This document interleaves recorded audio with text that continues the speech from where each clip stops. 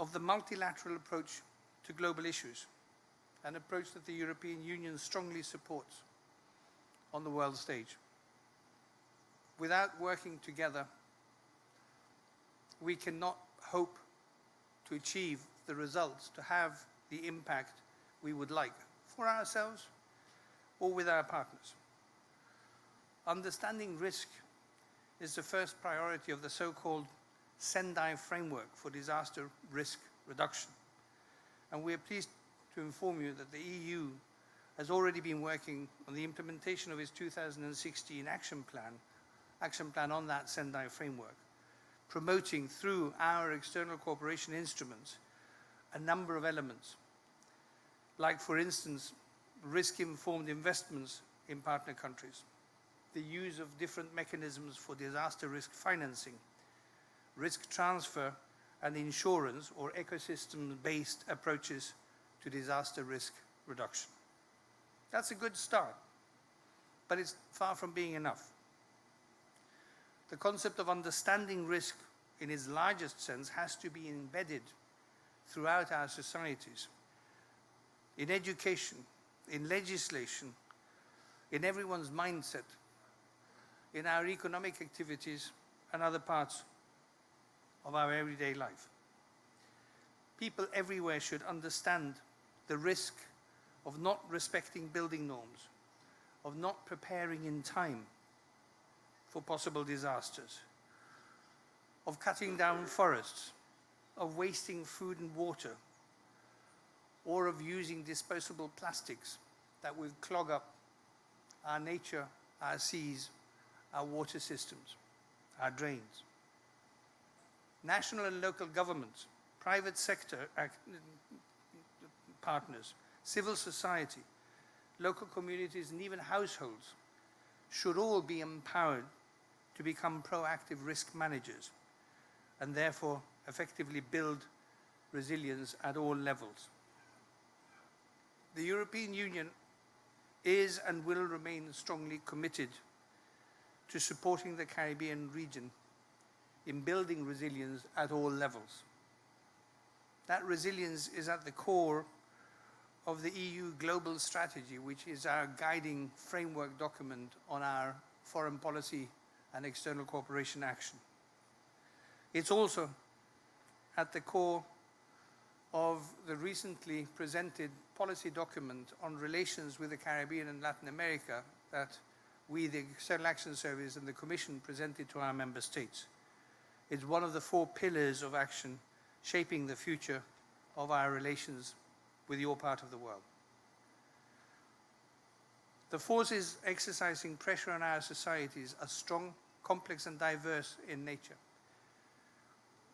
There's no magic formula to resist them, but building resilience is what can get closer to a solution.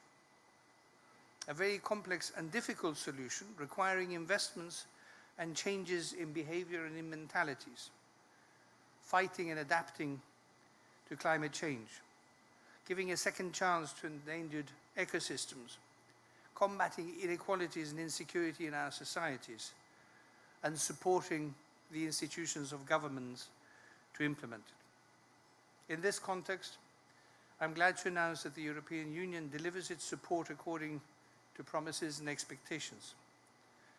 1.5 years after the post-hurricane pledging conference in New York, where we pledged €300 million for reconstruction and resilience building in this region, actions of almost 200 million are already being implemented in the field, and the remaining 100 million is well advanced in the pipeline.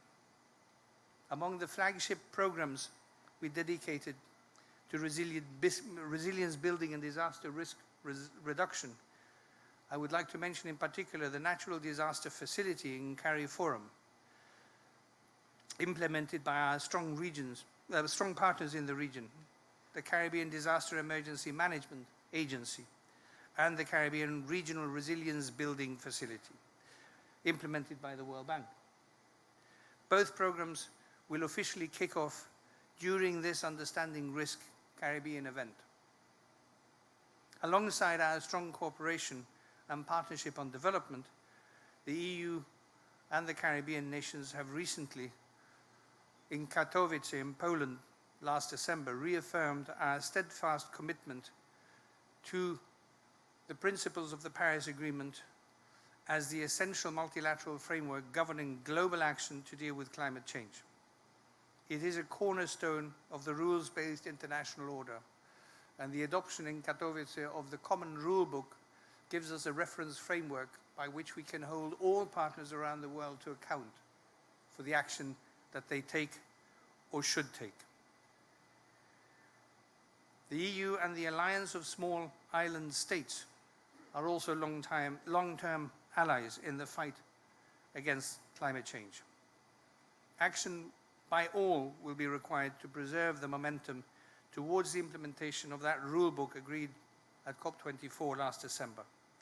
It's now more important than ever that the EU, together with the Alliance of Small Island States, presently chaired by the Caribbean nation of Belize, takes the lead in driving that Paris implementation agenda further forward.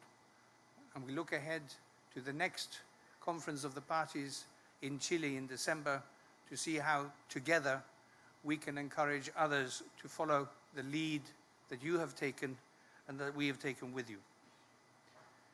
Ladies and gentlemen, I'm aware that this would not reduce the risks that we are all facing on short and medium term, but I am convinced that strong and common climate action and resilience building action will give a chance to future generations here and elsewhere in the world not to have to face even more and disastrous, terrifying risks, not to have to ask themselves every October the questions by which I started this intervention. Thank you very much for your time. Thank you for being here, and I wish you all a very productive conference. Thank you.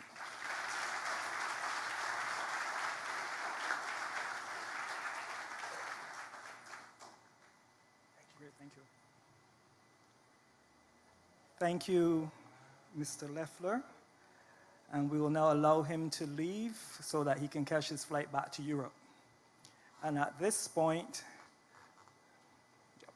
we would like to welcome to the stage our Prime Minister, the Honorable Mia Amor Motley.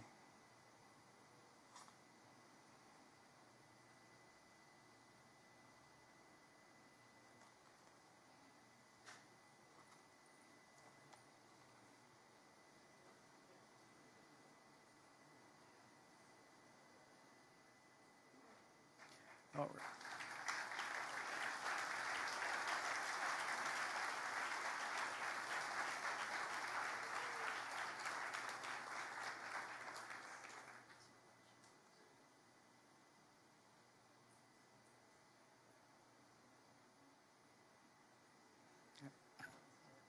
Thank you.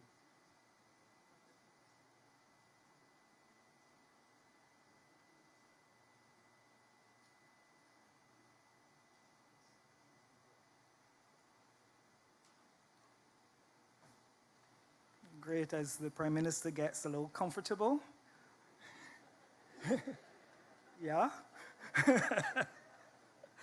I would also like to acknowledge the presence of the Honorable Edmund Hinkson, who is the Minister of Home Affairs in the Government of Barbados.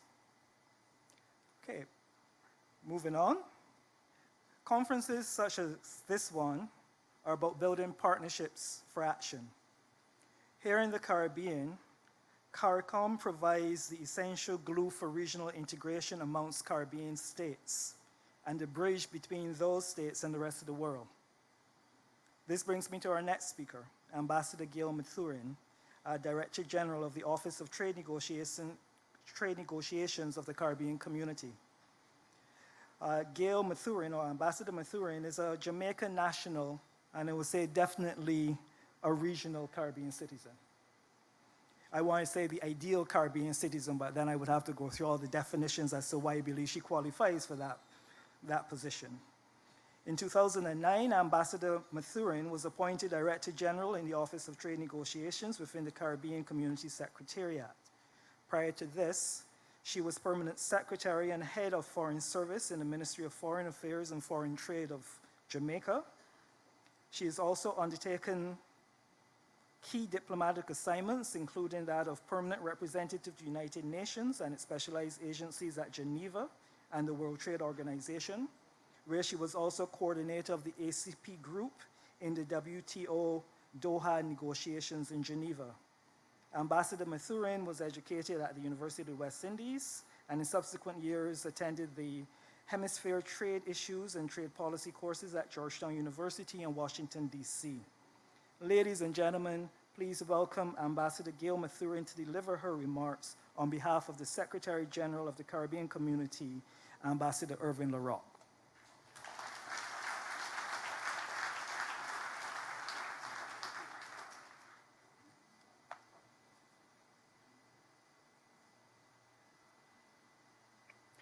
The Honorable Motley, Prime Minister of Barbados, the Honorable Leona Romeo Martin, Prime Minister of St. Martin,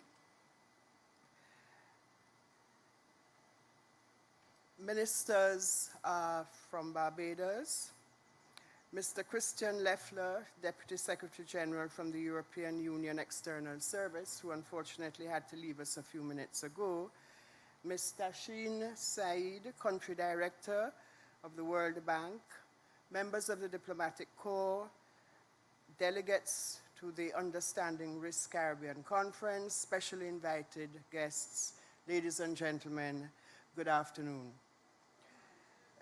It is my honor, and this is the context in which I stand here this afternoon, to bring greetings on behalf of the Secretary General of the Caribbean Community, Ambassador Irvin LaRocque, who very much regrets that he was not able to be here today, but sends his warmest greetings and best wishes for a very successful week's deliberations.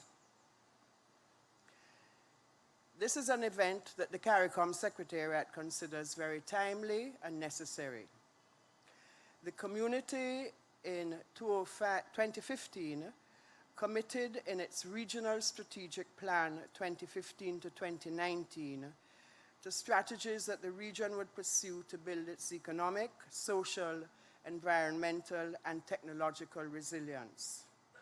Indeed, a resilience agenda is a developmental necessity for the Caribbean region, and the core themes of this conference explore some of the key factors in building resilience.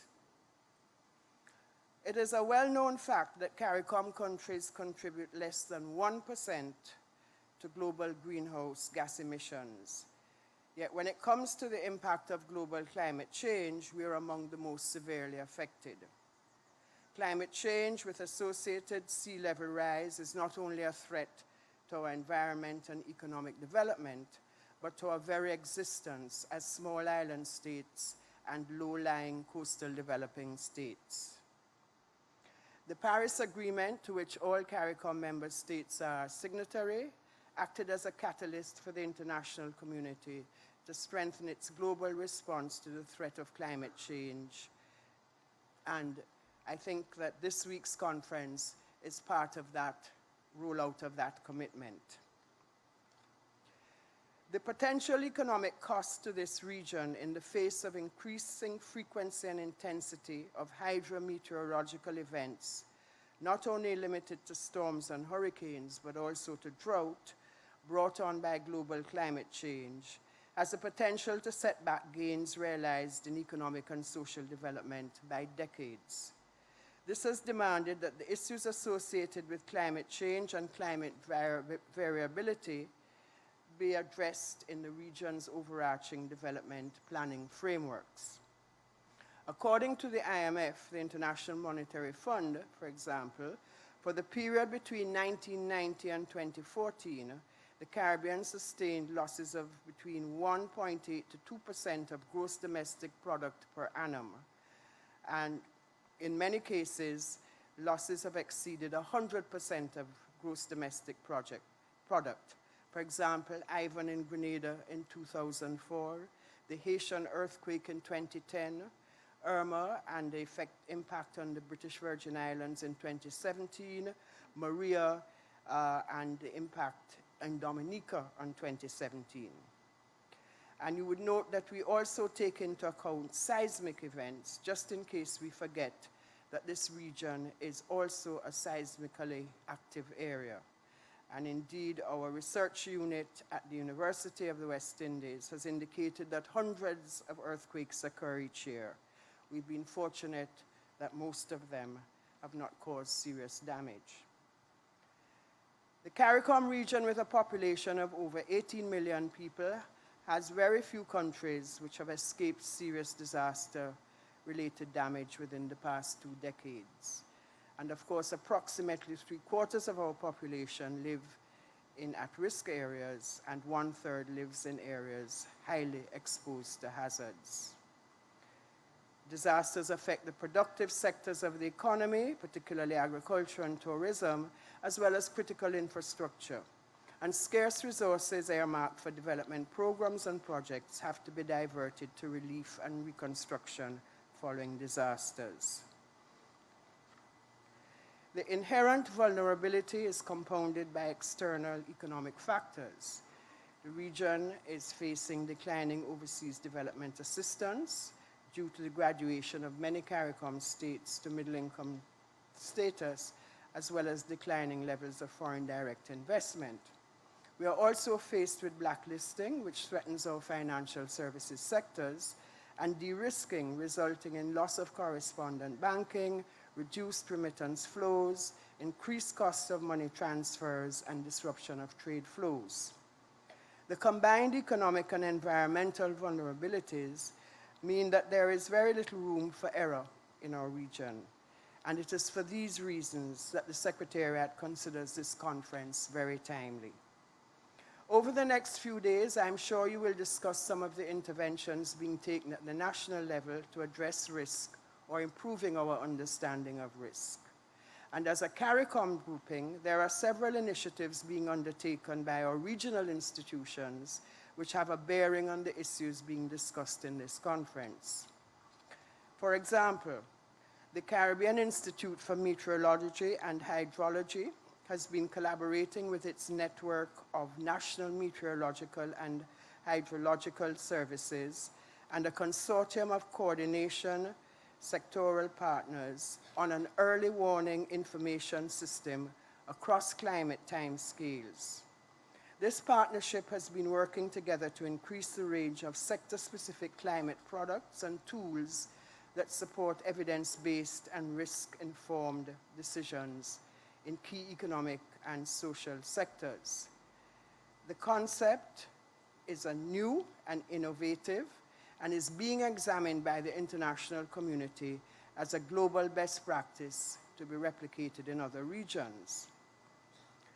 Another example, the Caribbean Catastrophe Risk Insurance Facility, segregated portfolio company, has signed a memorandum of understanding with the Caribbean Regional Fisheries Mechanism to finalize its fisheries and aquaculture parametric insurance product for the region. And the goal is to develop a climate-resilient fisheries and aquacultural industry in the region with parametric insurance to insulate from climate change-related damages. And the Caribbean Agricultural Research and Development Institute will be promoting the adoption of climate-smart agricultural practices by pursuing effective partnerships, capacity-building opportunities, and information generation dissemination. And last, but by no means least, there is the ongoing work of the Caribbean Disaster Emergency Agency, CDEMA, one of the co-organizers of this conference, which spearheaded the adoption at the regional level of a strategic comprehensive disaster management framework. And the goal of this framework is to realize safer, more resilient, sustainable CDEMA participating states through comprehensive disaster management. I have no doubt that over the next few days you will learn a great deal about the excellent work being done by CDEMA on behalf of the region. In closing, let me wish you very successful deliberations. We hope that we can build on the foundation of ongoing work in the region, look at new and emerging methodologies, and put forward practical recommendations for the attention of regional decision makers. I wish to thank the organizers, SEDEMA, the World Bank, the European Union for the excellent program, and of course the government of Barbados for its very generous hospitality. The CARICOM Secretariat remains ready and willing to cooperate and collaborate with all partners to advance the sustainable development of our region. Thank you.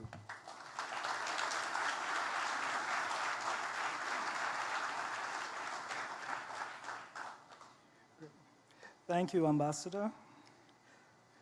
Now, as your guide on the side, is important that I manage your expectations for this afternoon. And I promise you that throughout you'll be hearing about risks and resilience and action. Mr. Leffler would have mentioned these themes, and he said you need to have it at all levels, and that it needs to be as a way of combating inequalities. And you would have heard Ambassador Mathurin speak about climate-smart actions. So I believe everybody is right now sticking to the theme of risk, resilience, and action. So if we're talking about action, let's talk about some of the players involved in action. Like the European Union and CARICOM, the World Bank is a leader in building a more resilient Caribbean region. And at this point, I would like to recognize Christine Hogan. She's the Executive Director for Canada, Ireland, and the Caribbean at the World Bank.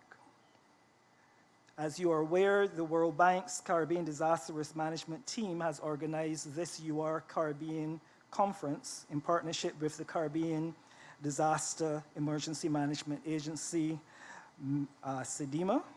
And I see right in front of me Mr. Jackson, so welcome, sir. And the government of Barbados is graciously hosting this year's conference, which allows me now to move on to my next speaker, or our next speaker. Tahseen Syed is the World Bank's Country Director for Caribbean countries.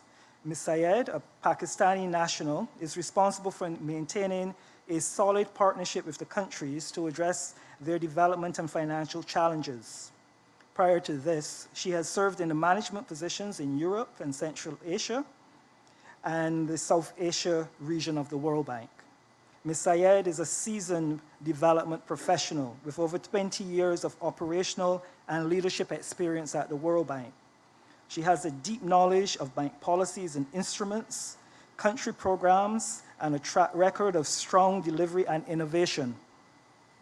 She has demonstrated skills in client engagement and fostering partnerships. You see, we're setting expectations really high for our next speaker. Her pre-bank experience includes assignments in North America and the Middle East region. She holds a master's degree in law and diplomacy, specializing in development studies from the Tufts University Fletcher School of Law and Diplomacy in the United States. Ladies and gentlemen, please welcome Ms. Syed to deliver her remarks.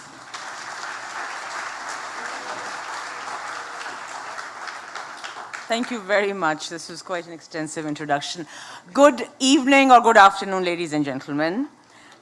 Let me first acknowledge you, Honorable Prime Minister Mia Motley and Prime Minister St. Martin, Leona Romeo Marlin, SEDEMA. I believe there are several ministers, including the Finance Minister from St. Martin sitting there, as well as excellencies present here, Ambassador from CARICOM, Gail Mathurin, SEDEMA, many other colleagues and friends. I love the way they say it in the Caribbean. I think they say all protocol observed. So this is what I would say. But before closing all protocol observed, I do want to specially acknowledge my dear friend, Ms. Christine Hogan, who's sitting right there, our Executive Director with the World Bank, a huge supporter. It's a pleasure to be here. Let me, before I delve into what I wanted to discuss here this afternoon, let me first say how energizing and enlightening it has been, Prime Minister, to engage with you during the last year or so when you first engaged with the World Bank to bring in your strategy and your vision and request for support. I'm very, very pleased that we have been able to, from the World Bank side, World Bank Group side, bring in support to you more, at least from my institution, on technical and advisory.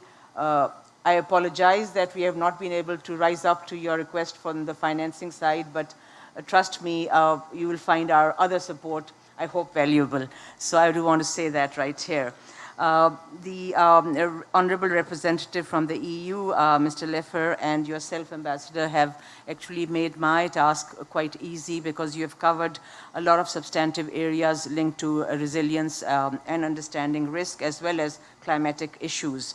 I do want to take this opportunity to share with you a bit of the broader World Bank, in a way, strategic direction for the Caribbean.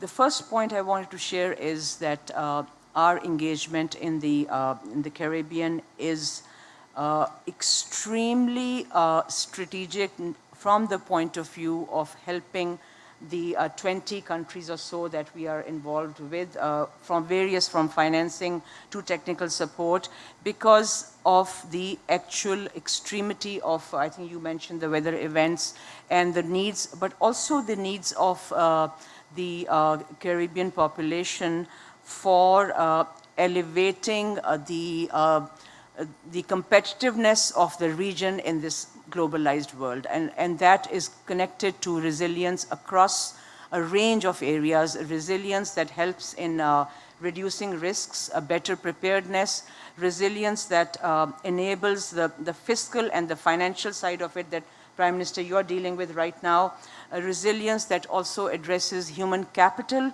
and the lives of human beings, not just after a hurricane hits, but ex ante, to raise the quality of learning and the quality of health and overall the well-being of the population. Resilience in the context of the immense natural resource that this region possesses, which is quite unsurpassed, and that is your beautiful oceanic resources that can, over time, help and contribute to A, diversification of the economy, B, creating more jobs, and C, enhancing more tourism. And I refer to the blue economy, the ocean resources. I think June 8th is the Oceans Day, the World Oceans Day. And it's really impressive that 14 of Caribbean countries today have actually, I believe, banned single-use plastic and/or styrofoam. The issue is implementing that ban, and the issue is doing a lot more together. So, and resilience also, finally, is really the topic that we are here for, is understanding risks and building back better. For all these reasons, the World Bank Group is very proud to be partnering. We are proud to support multilateralism, as mentioned by the EU delegate, and really proud to be recipient of administering grant resources on behalf of the European Union, the UK government, and also I want to mention here the Netherlands, because the team from St. Martin is here. We are administering a trust fund portfolio of over $500 million, Prime Minister, it's $550 million for building resilience across these dimensions. Today, globally, the World Bank's direct assistance to I don't know if the word is disaster risk management. I'm looking at our technical expert, Mr. Zhang, sitting right there, or its resilience building, is about close to $6 billion US, which is about over 10% of the World Bank's global portfolio. In the Caribbean, the World Bank is supporting for the, I would say, about 10 active borrowing countries, a portfolio of over $2 billion, out of which close to half is directly in support of disaster risk management. So I wanted to underscore that it's a huge, huge priority for the World Bank, and this is the reason activities like this are extremely important, because not only it provides an opportunity to bring the technical experts together, but also for self-learning, but also the opportunity to raise the political support for these issues. That is fundamentally extremely important. From the World Bank side, I quoted you some numbers of what the support we are giving to this agenda globally. Is this enough? We ask ourselves. Clearly, this is not enough. We need to do, we as your representative, because each member country owns the World Bank, we need to do a lot more. We need to leverage a lot more. The international community needs to do a lot more, because all of it goes together to help not only improve people's lives today, but also to protect their lives for future events or future issues. And hence, the combination of financing and knowledge support is something that we believe we need to all collectively work together in partnership. I do want to also use this opportunity to highlight that the events such as these are necessary and important because they spread in today's world of social media and knowledge going all across very quickly. They spread the information and knowledge. Today, if the Prime Minister will tweet, I don't know if you tweet Prime Minister or not, but maybe if I will tweet or somebody, you will tweet Prime Minister about this event, someone sitting far away in a country I worked on, which is highly, highly prone to natural disasters, Nepal, thousands of miles away, will be saying, oh, this resonates with me. What are they doing? Let me see what's happening. So it's the learning that is far beyond the 500 people who are gathered in this island today and over the course of the week. The learning would extend across the entire world, because in today's world, the smartphone allows you to do what nothing else could allow you to do before. I also want to say that this forum of understanding risk is not something new. It started almost 10 years ago. And a big kudos to our technical team in the World Bank, the Global Fund for Disaster Risk Reduction. I think the team is here today. Again, big hand to them. And also to our own technical team, the Urban Disaster Risk Management team, which is working closely together. But I have to say that the Global Fund for Disaster Risk is a fund which is supported by many of you sitting here.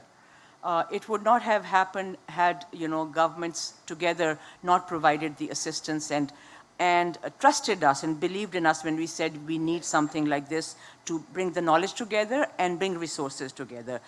The same partners also helped us to establish with the Caribbean, the CRIF that you're representing. So I do want to, never do I want to extol the work alone of the World Bank, because this is something that we do together with everybody else. I know that we are sitting at the cusp of the hurricane season right now, which is starting. So it is an important time to take stock, to look at really issues of risk and issues of preparedness. And I don't know if many of you are aware of this, that the World Bank's global knowledge on the issue of building resilience, preparedness, risk reduction, early warning systems emanates from this part of the world. A lot of what we did, Honorable Prime Ministers, whether it was the parametric insurance facility, whether it was the catastrophic contingent financing drawdown options that we brought in for financing, whether it was using more state-of-the-art early warning systems, started from this region. So let's stay at the top of the game. The World Cup is also starting next month, so I don't want to forget that. So on top of, and you West Indies, the second game of the World Bank is played by the West Indies versus Pakistan. So I wonder who I will support now. This is now becoming a big conflict of interest for me because I don't know what I'm going to do. In closing, I do need to, I had a paragraph-long list of supporters that I needed to acknowledge, and I will not say all protocol observed for that, because I think it's important that everyone sitting here, the media that's present here, and the political leadership that's present here knows who's involved and who supported this, and who's going to be actively engaged also in the coming week or so. Before that, really huge thanks as a starting point to the government of Barbados and to the Prime Minister. I have to say that when we wrote to the Prime Minister inviting her for this event and also asking for her permission to host it here, I think it was within days that we got a response. That really demonstrated to us your personal commitment to this event. And to allowing us to be here in this building, the Museum and Historical Society, and giving us the extra time, because of your arrival time, to go through all the beautiful artifacts that were there. Thank you for doing that. Let me thank the European Union through the Africa, Caribbean, Pacific European Union National Disaster Risk Reduction Program for providing the main financing that was essential to make this event a reality, as well as our partners in DFID UK, Canada, CRIF, SPC, HTO, Worldwide Natural Disaster Risk Management in the CARIFORUM, Cloud Carib. I wasn't aware of Cloud Carib. Is someone here from Cloud Carib? Okay, we must talk about it later to know more about that. C&W Communications, Barbados Tourism and Marketing, Liat, the airline, for bringing us, many of you here, University of West Indies TV Global, and the University of West Indies as a whole for providing venues for the technical program. And many of our delegates, 500 plus delegates from more than 20 Caribbean countries, Madam Prime Minister, who are here today, and institutions such as Harvard University, NASA, the Organization of Eastern Caribbean States, the OECS, the UN Office for Disaster Risk Reduction, to name some of them. Thank you to everyone. A big round of applause for everyone, please.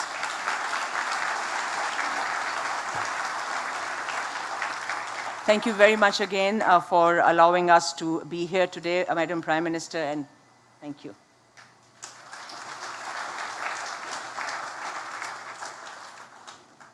Thank you, Director Syed. And I believe you've been hearing the theme, Continuing Risk, Resilience, and Action.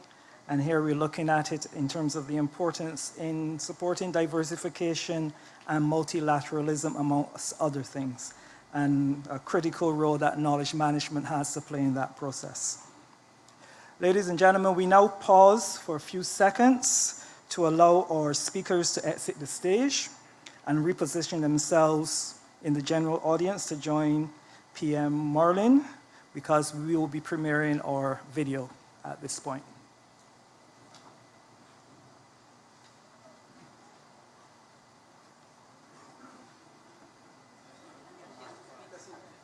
Yeah, I forgot the route.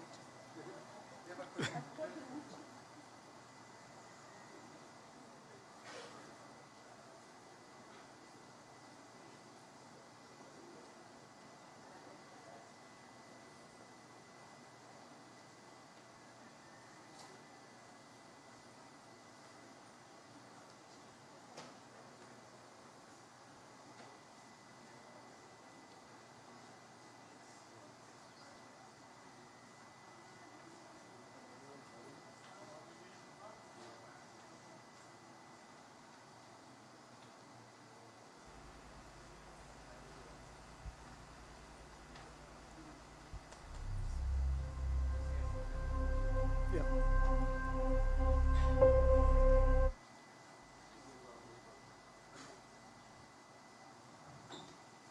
Leave them?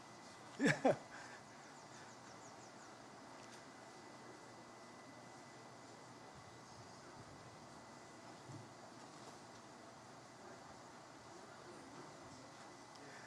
Okay, what we will do is, since the chairs are not blocking anyone at this point, so we will proceed with our video, Voices of Resilience, which captures the stories in voice of people from the region that have been impacted by disasters. We'll now view Voices of Resilience. Now.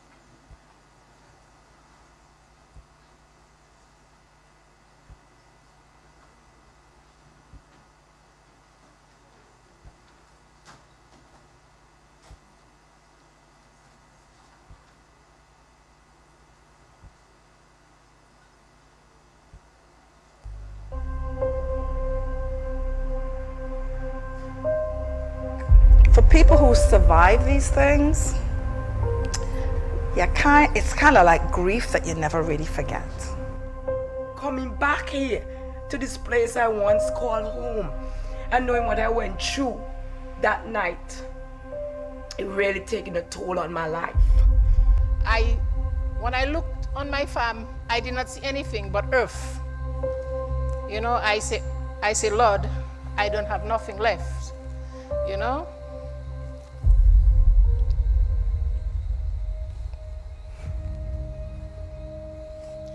I'm sorry. We wasn't that prepared. And when that hurricane hit, it was just pure disaster. After Maria and the fishing community, everything was on a standstill, dead. When the volcano erupted, I really thought it would just go back to sleep. The noise, the wildness of it, the awe of it is so absolutely terrifying. A tropical storm carrying winds of less than 40 miles would normally, in the past, not been seen as something dangerous. However, that tropical storm carrying 10 inches of rain dropping in 2 hours is as catastrophic as a hurricane free. These things are going to keep happening in the Caribbean. We have a number of perils, the hurricanes, which is what we're known for. But we saw what happened with the earthquake in Haiti. We've got tsunamis, which really hasn't affected us that much, but that's a strong likelihood. It's something my father used to say all the time, there but for the grace of God go I. So it will be Dominica's turn, or Jamaica's turn, or Montauk's turn. At some point, we're so vulnerable. We know that we are under duress because of the hurricane seasons that always come across here. But Caribbean people have to play their part also, because we do a lot of littering, we do a lot of destroying the trees, cutting down trees, and things like that. I think Mother Earth is trying to say to us that the changes are taking place is because we need to take care of Mother Earth more. There are significant human problems here in which human civilization is being threatened. That is the reality of climate change. And as you know, climate change knows no borders, it knows no color. Climate change affects us all, and it requires global cooperation in order to address this very significant global threat, one that is literally threatening the very existence of humanity. I know we mustn't give up. Victory will be ours. We can do all things. We need to plant new evergreen trees in our heart. No matter how powerful the destruction is, she cannot destroy what we plant in our heart. We can water it with tears of love and joy, or we can water it with tears of bitterness and anguish. We can nourish it with hope and optimism, or we can poison it with despair and depression. We can allow it to sustain us, or we can allow it to oppress us. We can either brood over our losses or build a new Caribbean, a Caribbean full of our grandmother's stories. I know that the evergreen tree will continue to stand, and we will rise out of the ashes. Do you know which path that you will take? I have faced a mountain, and when the mountain roared at me, I roared right back.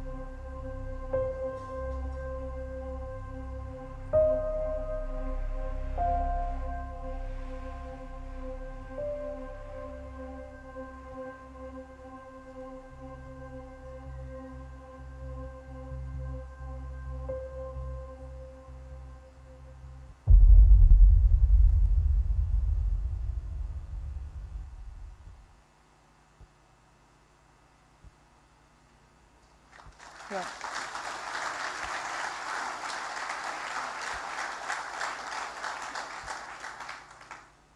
You know, it's often said that a picture says 1,000 words, but I think from the words that we heard there, it painted 1,000 vivid pictures in our mind.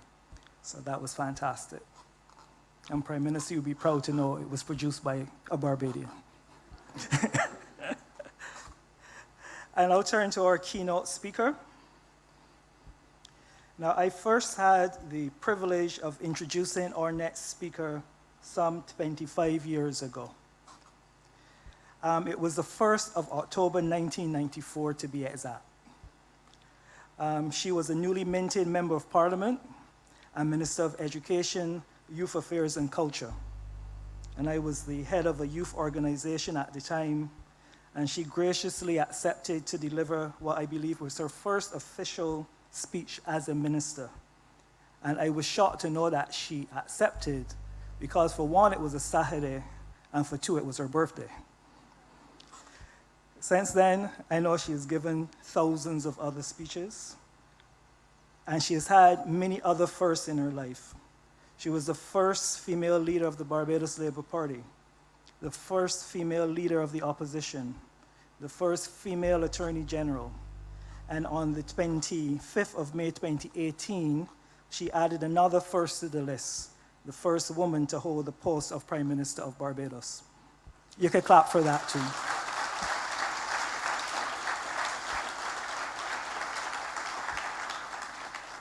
You know, and I could also add in there, you know, leading the largest parliament of female parliamentarians, the largest cabinet of female cabinet ministers, and on and on and on. In addition to serving as Prime Minister, Ms. Motley also carries the portfolio of Minister of Finance, Economic Affairs and Investment, Minister of National Security and the Civil Service. An attorney of law by profession, Prime Minister Motley was called to the Bar of England and Wales and in Barbados.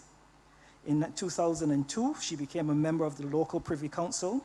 She was also admitted to the Inner Bar. And of course, you know, this is another first. She's the youngest ever Queen's Counsel in Barbados. Ladies and gentlemen, 25 years later, it is now my privilege and high honor to present to you the Honorable Mia Amor Motley, QC MP, Prime Minister of Barbados.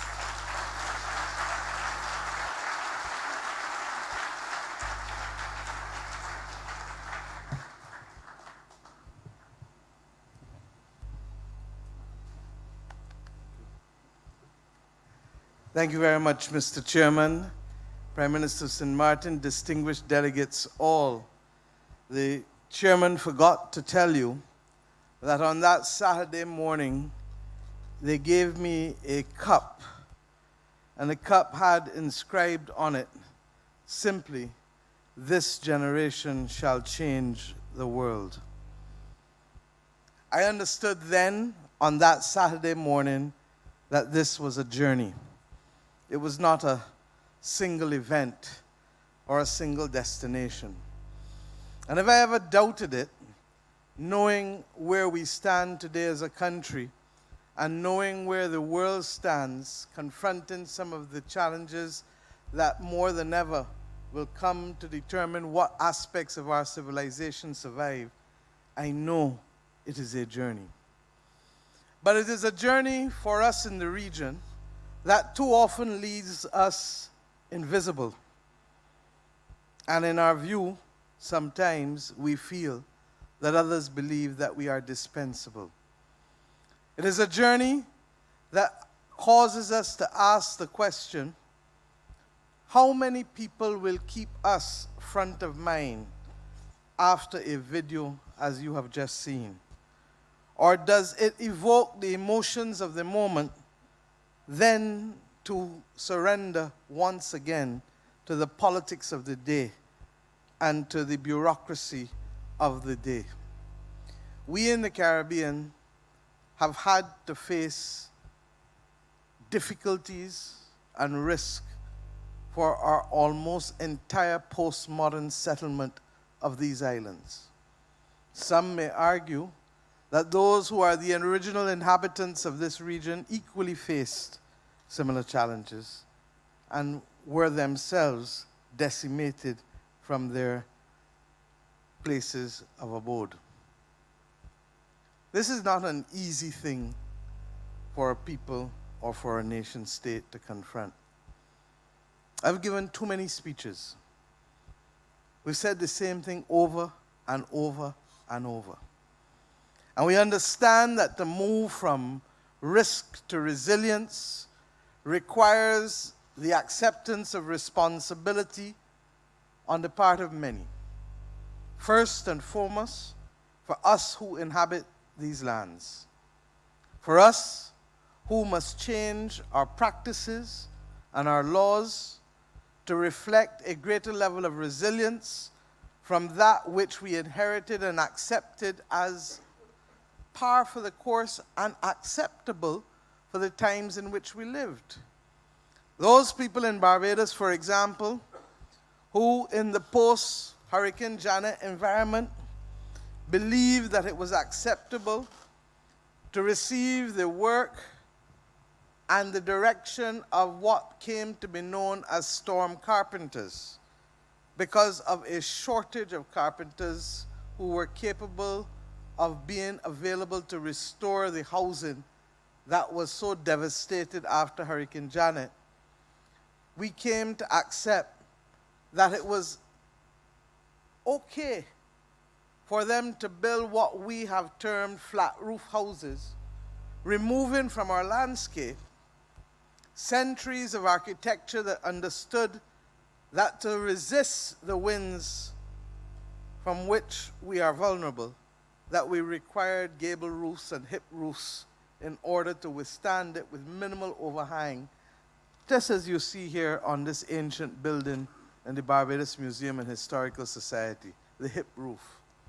But what was to have been a temporary fix came from government buildings to chattel houses, as you look around you, came to be regarded as a permanent feature of our modern landscape.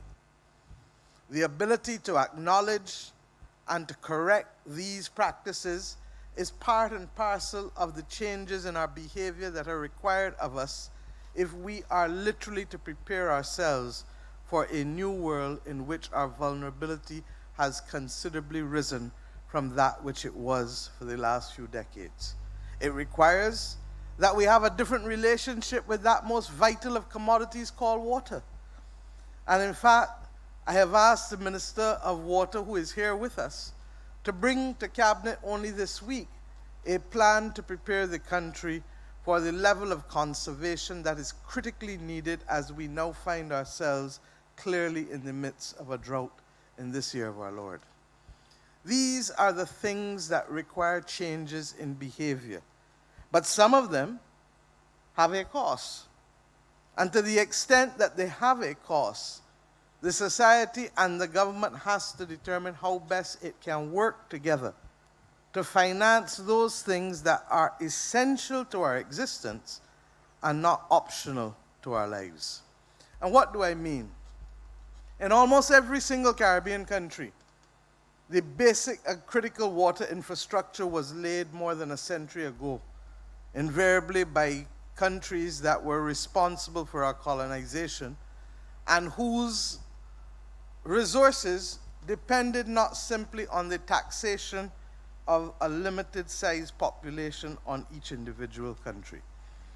We find ourselves today confronted with the absolute reality of having to replace infrastructure at a cost that is highly prohibitive and over the course of the next 2 to 3 decades, and have to be able to do so in a way that can sustain the viability first of our states, because without water we have nothing.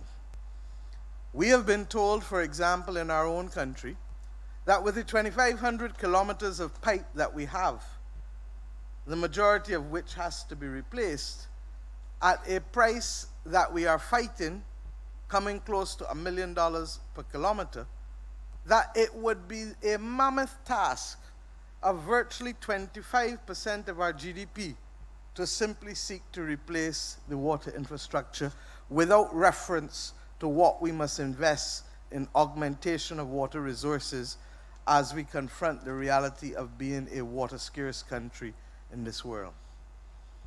This has nothing at all to do with our ability to meander through and to navigate through our otherwise difficult and perilous economic circumstances. I raise this issue because it requires of us, and Barbados is just but an example of what is necessary in the rest of the region. And perhaps the conversation is best regional and not domestic. It requires of us a conversation with our people to begin to understand how best, one, we may conserve the precious resource, given that we are more likely to face the droughts, and you have heard from all of the previous speakers before me, all of the evidentiary basis for why I speak in the tone in which I speak. But we must first confront how we are going to deal with it. It is easy for us to say, let's run some public service announcements. But public service announcements in and of themselves will not be sufficient.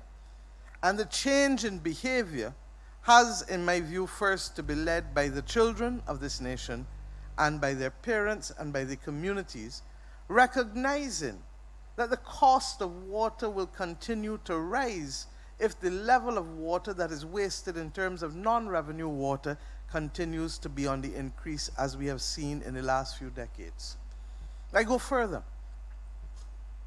We have to make a determination as to how best we put aside that money that is necessary to be able to stabilize our capital infrastructure program by first securing of our own a sinking fund that is dedicated purely to capital replacement over the course of the next few decades. It is going to be impossible for the people of this nation to replace 2,500 kilometers of infrastructure, water pipe, water mains, within a 10-year period or even a 20-year period. And we have, therefore, to look at a 25 to 30-year horizon that we simply put aside that which is necessary in order to be able to, I smell fire, smoke. Somebody check, please. It is critical that we put aside those funds, but the lumpy nature of the investment is such that we have, in my view, to make serious decisions as a nation, first and foremost, to protect the fund by embedding it in our Constitution. And I say so from the perspective that 30 years ago, a similar capital fund was simply disbanded without reference to the needs of the future. But secondly, we may have, within the limited capacity of what you can earn within a small economy such as this, to protect and to preserve areas that will guarantee a level of revenue in order to be able to ensure that we can replace the critical infrastructure when needed. And to what do I refer? Everybody is interested in renewable energy. But renewable energy represents more than anything else the patrimony of the particular region. And if we therefore are to ensure and guarantee our own survival, it is my humble view that we may need to, particularly where we have public water infrastructure firms, to preserve a portion of the market for our water authorities to work in order to be able to help fund that sinking fund that is dedicated to capital infrastructure, so that there is no but or ifs as to how we can meet the targets with respect to the replacement of the mains as we go forward. And why do I say so? Having dealt with getting our own situation right, having dealt with looking in the mirror and determining what we must do and how we must change, whether in terms of our individual practices or collective practices or legislative framework, as we've tried to do in the past, and I believe that the head of SEDIMA knows it firsthand, because you could only call on the Jamaica Defense Force to come into Dominica to supplement the Dominican and RSS forces because of that treaty that we negotiated and passed in 2006 in Barbados, that many did not use until such time. But it is critical that we now engage those who have placed us on the front line of this battle. Ambassador Mathurin made it clear that the percentage of contribution of this region to global greenhouse gases is as negligible as our capacity to distort global trade in goods and services. I use that deliberately as the reference point because for more than 25 years, this little region has tried to advance a simple argument for special and differential treatment with respect to our international trade obligations that has been largely unsuccessful because we have been invisible and disposable for most persons. Is there a difficulty? Is there a difficulty? Next door. Okay, thanks. If there is, I'm sure that I will guarantee that you get out before me. But the bottom line is that for more than 25 years, we have literally tried to sustain an argument against a one-size-fits-all prescription, and that recognizes that the inability to distort global trade in goods and services ought to matter because there is a disproportionate consequence to enterprises within our region who in many instances were forced either to shut down production or to become marginalized because of the removal of non-tariff barriers and the reduction of tariffs as a result of our becoming signatory to the WTO and participating in a global trading bloc that was intended to bring sustainable development and progress to people. If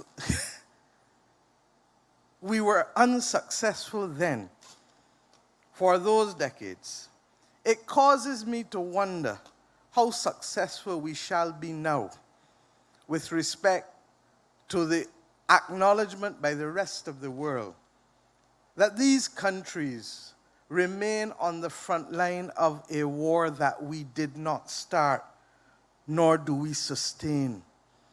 And that if those images and voices that you just heard are to mean something, then it has to go beyond simply the tear or the acknowledgement of its power, and to recognize that when you return to your individual capitals or to your individual organizations, the continued belief that countries can be graduated on the basis of middle income status purely on GDP and precluded from access to critical funding to be able to modernize their infrastructure.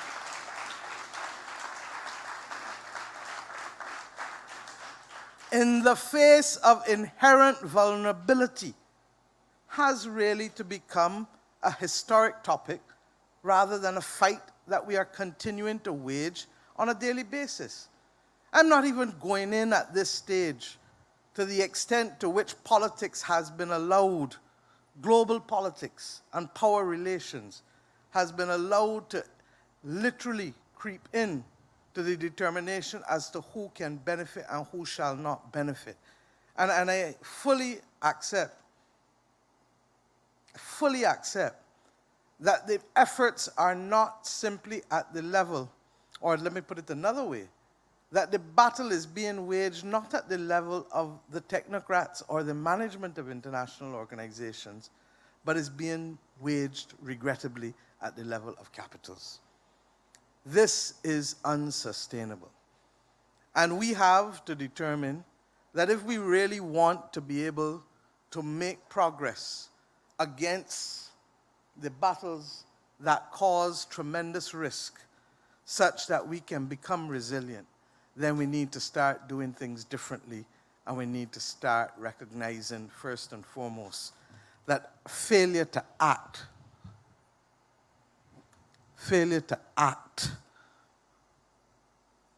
is largely because you do not believe that the problem is important enough to guarantee such action or to require such action. That's the hardest thing for us as Caribbean people to accept.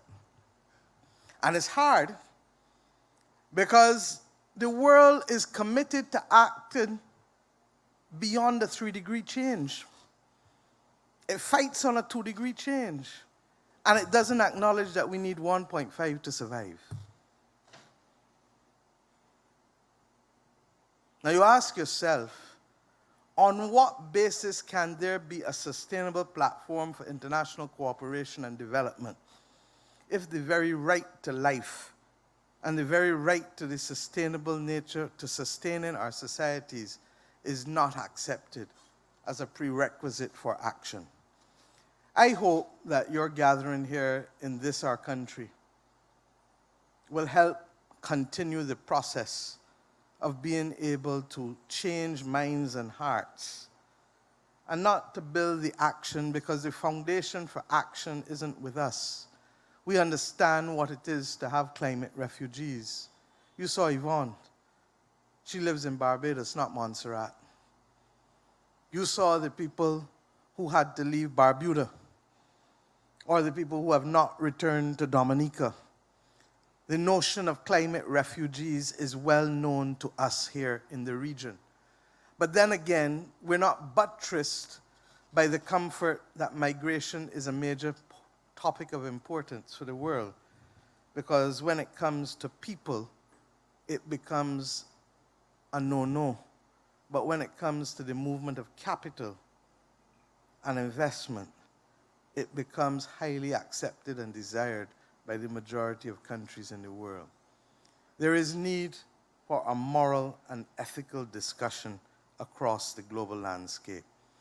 And it is our contention that it is only when moral and ethical leadership is given, both at the national level and at the international level, that we will summon the courage to fight down these battles. Until such time, it is a form of idle entertainment for those who choose to watch. And I say so, not intending to shock, nor not intending to be rude, but I say so conscious that with every hurricane, the place of choice for those who don't go to shelters is a bathroom. I say so conscious that for every meeting I make in September or October, I know that there is a risk or a likelihood of cancellation, because we do not know what could befall us within 72 hours. I say so conscious that irrespective of whatever else you have to say about Haiti, it has not received 20% of the pledges pledged to it in the earthquake, in post-earthquake environment. I say so conscious that it is too easy to forget these images and too hard to stand up for what is right. I pray that those of you who gather here first will help us as policymakers understand the art of the possible. For you as technicians, more than anything else, will frame what is technically possible, whether at the level of infrastructure, science and technology, capacity to finance, or general policy making. But I also am conscious that the simple exercise of you determining what is possible will mean nothing unless buttressed by two levels of political will: domestic political will and international political will, without which we will just become a footnote in the history of mankind. Thank you, and God bless.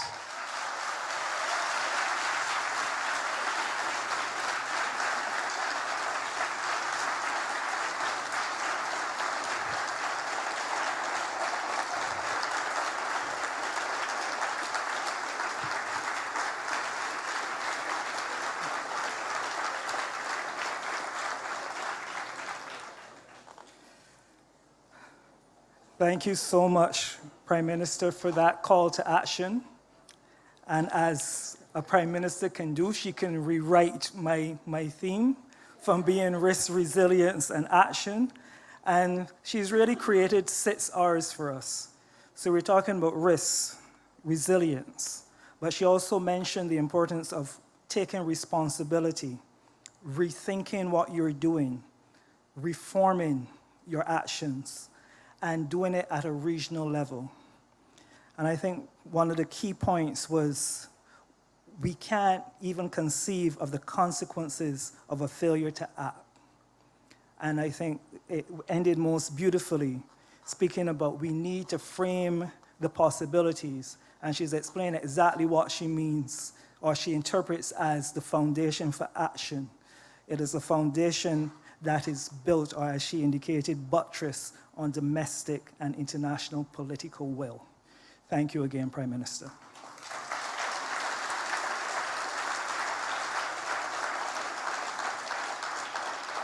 Okay.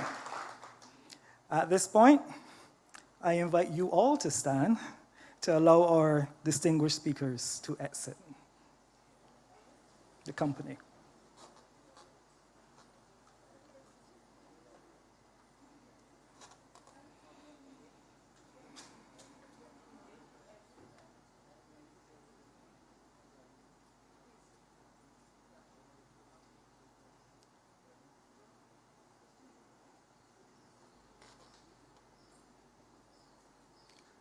Okay, while you're on your feet, you can stretch a little bit, because believe it or not, that is the end of the formal aspect of the ceremony.